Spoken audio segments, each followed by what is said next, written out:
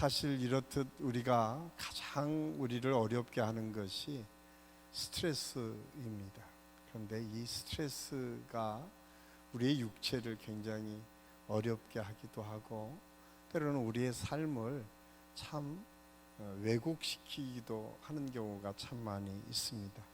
그 스트레스를 처음 받는 것, 그것이 우리 모든 사람들에게 오는 불안감에서 출발하는데, 이 불안의 종류가 다양해요. 그래서 그 불안이 가장 먼저 왔던 것은 죄를 통해서 왔다고 제가 설교할 때마다 말씀을 드리고 있는데, 이 불안을 어떻게 하면 극복하고 기대감으로 바꿔가는 믿음의 삶을 살 수 있을까? 그래서 오늘 말씀의 제목을 불안에서 기대감으로 라고 하는 제목으로 함께 은혜를 나누려고 합니다. 이 시대를 살아가는 현대인들에게 각자 다 마음속에 다른 사람이 모르는 불안감을 가지고 산다고 합니다. 그래서 심리학자들이 이 시대를 불안의 시대다라고 칭하기도 하는데, 그도 그럴 것이 우리가 사는 시대가 참 불안할 수밖에 없는 지금 시대를 살고 있어요. 요즘 치솟는 물가 때문에 경제적으로 너무너무 어려운 때를 지금 경험하고 있고, 또 자국의 이익을 위해서 세계 경제가 자꾸 힘들어지다 보니까 이제 전쟁도 일어나게 되고, 또 보호무역이라고 하는 것이 생겨나서 참 어렵게 경제를 이끌어갈 수밖에 없는 이 세계적인 환경이 조성되고 있는 것이 우리를 불안하게 합니다. 또한 요즘 우리가 사는 이 시대에서 전혀 예상하지 못하는 또 불안감들이 뭡니까? 이 묻지마 난폭한 구타와 또한 죽이는 일들이 우리 주변에 예상하지 못한 일로 자꾸 나타나는 것을 보면 참 우리를 불안하게 하죠. 우리 일상에서 아주 특별한 사람을 탁해 삼아서 공격하는 것이 아니라, 그냥 지나가는 사람을 갑자기 알지도 못하는 사람이, 원한도 없는 사람이 칼로 찌르고 죽이고 하는 것이 오늘 현대 사회에 일어나는 여러 가지 현상 중에 하나다. 우리나라에도 가까운 우리 서현역에서도 이런 일들이 일어나므로 우리가 불안해, 그 일상이 자꾸 파괴되는 것들을 경험하는 시대를 살아가고 있습니다. 사실 이런 때는 이미 코로나라고 하는 전혀 예상하지 못했던 전염병을 시작으로 해서 우리 일상들이 점점점 불안 심리가 확대되고 파괴되는 것들을 경험하게 됩니다.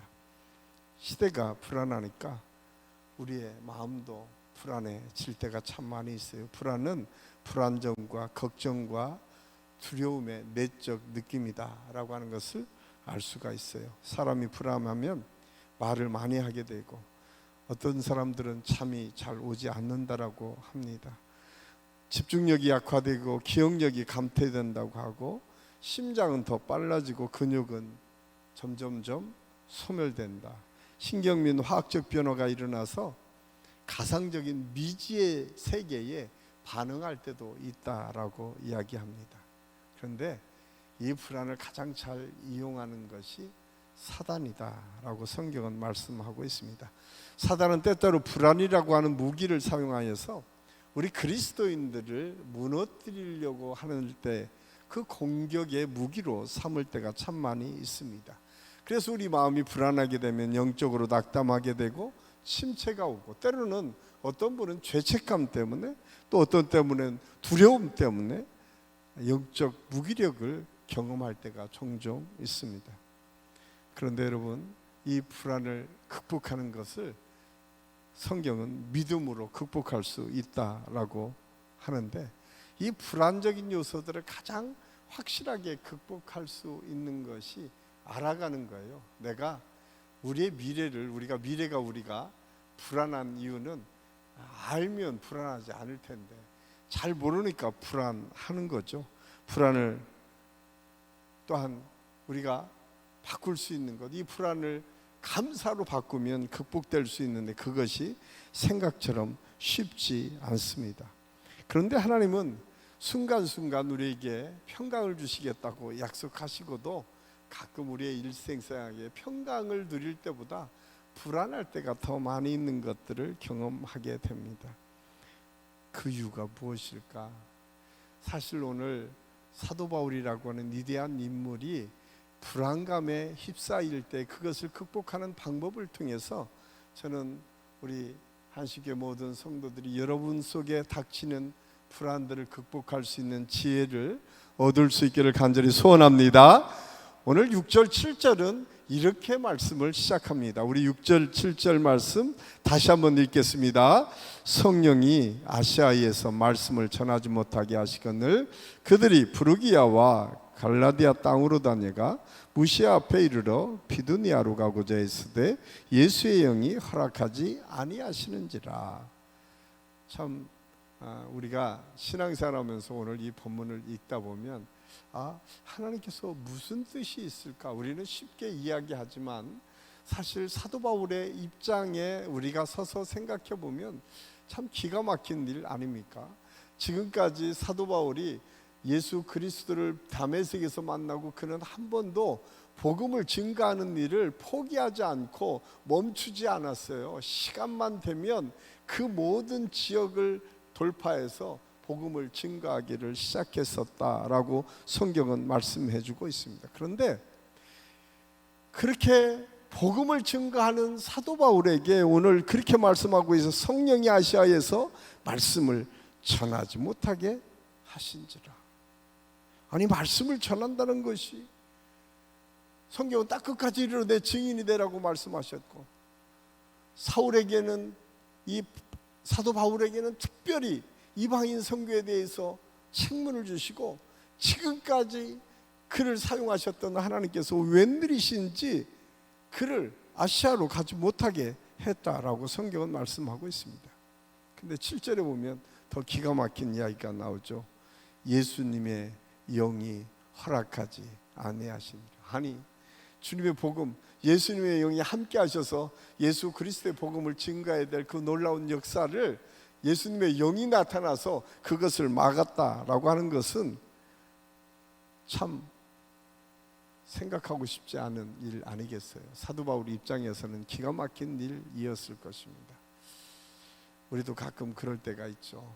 예수님의 사역을 감당할 때에 내가 하나님의 은혜를 따라 내게 주신 달란트를 가지고 열심히 헌신하고 열심히 순종하고 열심히 노력하고 열심히 봉사하고 열심히 섬겼는데 때로는 그게 전혀 다르게 내게 들려올 때가 있고 내가 하는 일들이 자꾸 막힐 때가 있고 내가 생각하지 못하는 문제들 때문에 상처받을 때가 참 많이 있는 것들을 경험하게 됩니다. 교회 안에서도 마찬가지예요. 특별히 열심을 가지고 하나님의 일들을 감당할 때마다 우리가 가끔 경험할 수 있는 일이 이럴 때입니다. 아마 사도 바울이 지금 그런 것 같습니다. 사도 바울이 복음을 전하는 것은 분명 성령께서 기뻐하시는 일입니다. 하나님이 함께 하시고 도와주실 일입니다. 주의 능력이 나타날 일이고 하나님의 놀라신 권능을 부어주셔서 그 일을 감당하도록 해야 될 일인데 주님께서 무슨 이유든지 막으시고 다른 길로 그를 이끌어 가실 때 얼마나 불안했겠습니까? 우리가 신앙생활하면서 이런 것들을 경험할 때 여러분은 어떻게 하십니까? 오늘 그것을 오늘 사도 바울에게 가르쳐 주고 있습니다. 사도 바울이 경험하고 있는 것처럼 하나님의 뜻을 이루려고 우리가 애쓸 때마다 다시 한번 우리가 깨달아야 될 것은 하나님의 뜻이 어디에 있을까? 하나님께서 내게 이런 어려움을 주시는 이유가 무엇일까? 하나님께서 이 가로막힘을 통해서 다시 한번 내게 주시려고 하는 의도가 무엇인가를 우리가 아는 것이 중요합니다. 그래서 오늘 성경은 때로는 우리에게 가시던 불을 그리고 때로는 가로막혀 있는 이 홍해 같은 문제 그것을 극복하고 넘어가서 보니까 광야였지 않습니까? 광야에서는 매일매일 춥고 배고프고 할 수 있는 것이 별로 없도록, 그래서 매일매일 하나님만 바라보도록 훈련해서 이제 되도록이면 하나님께서 주실 은혜를 받았나 싶으니까 또 요단을 건너가야 되는 문제들이 우리 앞에 산적해 있을 때가 참 많이 있습니다. 그런데 그때 중요한 것은 우리가 어떤 태도와 자세를 가지고 하나님의 뜻을 바라보느냐라고 하는 것이 중요하다고 하는 사실을 오늘 성경은 우리에게 말씀해 주시고 있습니다. 사도 바울은 갈라디아 지방으로 가려고 했지만 길이 막혔습니다. 무시아로 내려오고 또 드로아까지 내려왔는데 드로아에서는 가는 길이 하나가 아니라 여러 개였습니다. 무시아로 다시 올라갈 수도 있고 갈라디아 지방 비두니아로 가는 길도 있었고 에게를 건너서 마게도냐로 가는 길도 있었습니다. 우리가 사역을 할 때도 마찬가지예요. 우리가 생각하는 것은 이 길만이 하나님께서 원하시는 길이고 이 길만이 내가 반드시 해야 될 일인 것처럼 보여지는데 하나님이 전혀 다른 곳에 하나님의 사역을 주실 때가 종종 있다는 거예요. 오늘 사도 바울이 그것을 경험하게 됩니다. 그리고 나서 9절에 이렇게 시작합니다. 밤에 환상이 바울에게 보이니. 밤에 환상이 바울에게 보이니. 그 다음에 우리 같이 한번 읽을까요? 마게도냐 사람 하나가 서서 그에게 청하여 이르되 마게도냐로 건너와서 우리를 도우라 하거늘. 이 말씀은 뭐예요? 마게도냐로 와서 복음을 증거해 달라고 하는, 이제 아시아가 아닌 유럽의 관문이 열려지는 첫 역사예요. 사실 세계 기독교 역사에 아시아에서부터 복음의 역사가 시작됐지만 이 첫 복음의 역사가 열려지는 것이 이 성령의 이끄심을 통해서 이루어졌다라고 하는 것을 성경에서 아주 분명하게 말씀하고 있고, 이 성령의 역사를 통해서 북유럽이 이제 복음화가 되고, 사실은 지금까지 가장 복음화율이 높은 도시, 그 나라가 있는 곳이 북유럽입니다. 우리가 잘 아는 영국이나 프랑스나 지금 이 스페인이나 이쪽에 큰 나라들이 많이 있는데 그 나라들의 개신교 복음화율보다는 지금 북유럽에 있는 복음화율이 훨씬 더 높은 것을 볼 수가 있어요. 하나님께서는 그곳에 복음이 전해지기를 원하셨다라고 성경은 말씀하고 있습니다. 그 이유가 무엇인가? 오늘 환상을 보아야 한다라고 하는 이 짧은 글에 있었지만 사도 바울이 우리 그 밤에 성령이 그를 가로막고 새로운 길을 열라고 했을 때 어떤 마음을 가지고 그가 밤을 새웠을까? 아마도 사도 바울은 그 밤에 그냥 있었던 것이 아니라 하나님께 깨어 기도했을 것이다 라고 하는 게 일반적으로 모든 학자들이 갖고 있는 생각입니다. 그냥 곧이어서가 아니라 그 중간중간 여백이 있는 그 삶의 과정 속에 하나님께서 개입하셔서 기도로 환상을 보여주신 거죠. 그냥 잠자는 중에 환상을 보았다라고 하는 것이 아니라 환상을 보여주셨다라고 말씀하는데 그 과정에 깨어 기도하는 사도 바울의 모습이 있었다라고 하는 사실을 말씀하고 있습니다. 그래서 어디로 가야 될지, 하나님의 뜻과 섭리가 무엇인지 잘 깨달아지지 않을 때 우리가 먼저 해야 될 것은 기도인 줄로 믿습니다. 그래서 첫 번째 깊은 밤 기도의 시간을 가질 때에 하나님께서 막힌 담 밑에서 새롭게 열어놓으신 그의 길을 보여주신다고 하는 사실을 우리는 잊어서는 안 됩니다. 저는 오늘 이 저녁이 그런 하나님의 은혜와 축복을 경험하는 마음이 될 수 있기를 예수님의 이름으로 간절히 축원합니다. 우리가 살아갈 때 우리가 예상하지 못하는 내 인생에 여러 가지 문제들이 있을 수 있습니다. 우리 건강의 문제가 있을 수도 있고요, 사업의 문제가 있을 수 있고요, 관계의 문제가 있을 수 있습니다. 때로는 지금 우리 수능을 보고 있는 우리 자녀들을 부모님들은 그들의 앞날을 위해서 기도해야 될 것. 자녀의 문제 때문에 아파하고 힘들어하는 분들이 기도할 수도 있어요.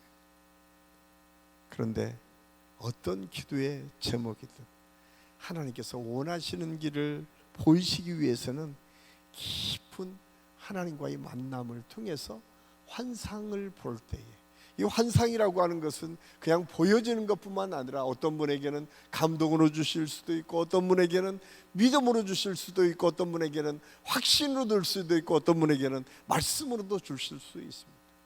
중요한 것은 환상을 봐야 된다. 예레미야 29장 11절, 우리가 너무도 잘 아는 말씀이죠. 나 여호와가 말하노니 너희를 향한 나의 생각은 재앙이 아니라 평안이라, 너희를 향한 소망을 주고자 합니다. 우리가 기도할 때 어떤 마음을 가지고 기도해야 될 건가? 저는 이 본문을 꼭 붙잡고 기도할 수 있기를 간절히 소원합니다. 우리에게 주시는 하나님의 생각, 우리를 향하신 하나님의 뜻과 섭리는 어디에 있는가?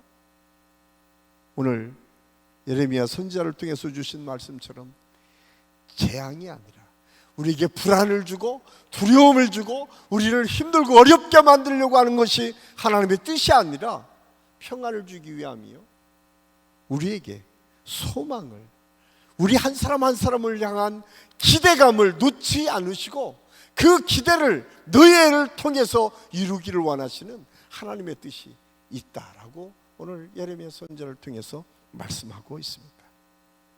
이것이 저와 여러분을 향하신 우리 하나님 아버지의 마음인 줄로 믿습니다. 그래서 오늘 이 저녁에 우리가 기도할 때 어떤 말씀을 붙잡고 기도할까? 하나님께서 내게 가장 좋은 것을 주실 것을 기대하는 마음으로 기도할 수 있기를 간절히 소원합니다. 그럴 때 우리는 흔들리지 않을 수 있습니다. 그럴 때 우리가 예상 못하는 하나님의 능력을 경험하게 됩니다. 우리가 잘 아는 것처럼 이사야 선지자의 입술을 통해서 이사야 43장 1절 말씀해 보니까 사막에 강이 흘러가도록 하고, 하나님께서 어두움에 그 밝은 길을 열어가시는 능력에 전능하신 하나님이 저와 여러분의 하나님이시다라고 말씀하고 있습니다.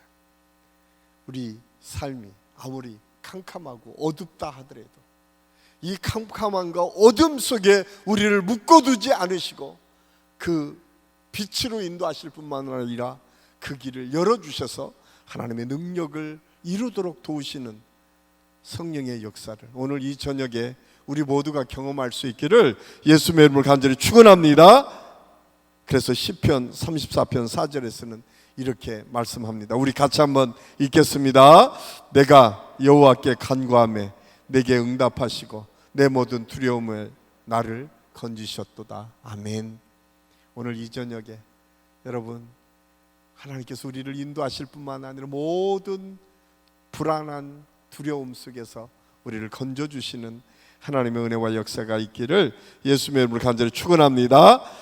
두 번째로, 하나님께서 열어주신 길에서 동역자들과 함께 최선을 다할 때에 선한 결과를 얻도록 하나님께서 도우신다. 오늘 10절은 이렇게 말씀합니다. 우리 10절 같이 한번 읽겠습니다. 바울이 그 환상을 보았을 때 우리가 곧 마게도냐로 떠나기로 힘쓰니 이는 하나님이 저 사람들에게 복음을 전하라고 우리를 부르신 줄로. 여기 뭐라고 했어요? 누구를 부르신 줄로? 사도 바울을 부른 것이 아니라 우리를 부르신. 아마 학자들은 이때에 비로소 사도 바울과 누가가 합류해서 하나님의 복음의 사역을 감당하기를 시작했을 것이다 라고 예측하고 있습니다. 왜냐하면 이 표현 자체가 사도 바울에게만 보여졌던 것이 아니라 사도 바울을 도왔던 수많은 사역자들과 함께 그 사역을 열어가신 하나님의 뜻과 섭리가 그 속에 있었기 때문에 그렇습니다. 그래서 사도 바울의 그 일생을 주님의 복음을 증가하는 놀라운 하나님의 역사를 이루어갈 때마다 어느 곳에 가든 그와 함께 했던 동역자들이 있었음을 그는 이야기하고 있습니다. 그래서 로마서 16장 21절 이하의 말씀에 보면 디모데와 브리스길라와 아굴레와 수많은 사도 바울을 도왔던 동역자들에 대해서 문안하라고 편지를 통해서 나타나고 있는 것을 보면 사도 바울은 그냥 혼자 복음의 사역을 감당했던 것이 아니라 늘 그와 함께했던 사역자들, 그와 함께했던 동역자들과 함께 하나님의 일들을 감당했음을 알 수가 있습니다. 위대한 사역자 사도 바울이라고 하더라도 그와 함께하며 그의 말과 생각과 계획대로 움직여줬던 동역자들이 없었다면 불가능했을 것입니다. 우리 교회도 마찬가지입니다. 제가 아무리 똑똑하고 잘나고 뛰어난 능력이 있다고 하더라도 저 혼자 되는 것이 아니라 우리 사역자들과 우리 성도님들과 우리 장로님들과 우리 안수 집사님들과 권사님들과 수많은 동역자들을 통해서 교회가 건강하게 세워진다는 사실을 우리는 잊어서는 안 됩니다. 저는 우리 한신교회 안에 우리 모든 성도들이 동역자의 심정을 가지고 하나님의 귀한 사역을 감당할 수 있기를 예수님의 이름으로 간절히 축원합니다. 오늘 이 저녁에 우리가 기도해야 될 제목은 무엇인가?